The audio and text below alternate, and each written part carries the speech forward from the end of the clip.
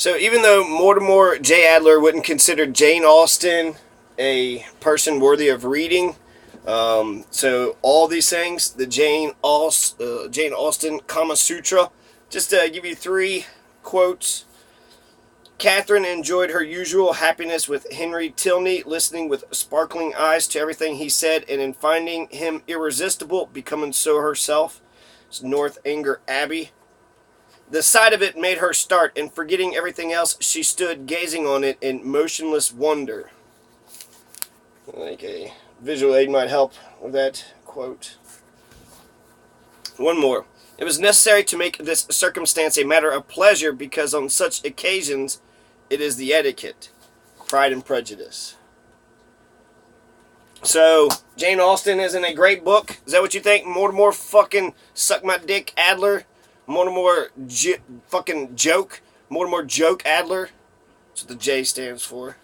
So anyways, Jane Austen's Emma. Just reading the back cover here. A more descriptive title for Jane Austen's Emma might be The Education of Emma Woodhouse, for it is a novel about a young woman's discovery of her own selfishness and how she learns to cope with it. We can find out what happens in this novel by answering 2 questions. What are the characteristics of Emma's selfishness, and what does she do when she discovers the extent of that selfishness? Emma's education is not primarily an intellectual but a moral one, but because Emma is clever, she can discern her situation once the time comes far more clearly than an unintelligent person could. In Emma, Jane Austen, one of the world's greatest novelists, shows us not only a person trapped in her own prejudices, she also shows us the various stages by which that person, with the help of a mentor, begins to emerge. So, if you want to find out what happens to the end, what happens in the end of this book, well, you just go to the last page and you just, just read it, right?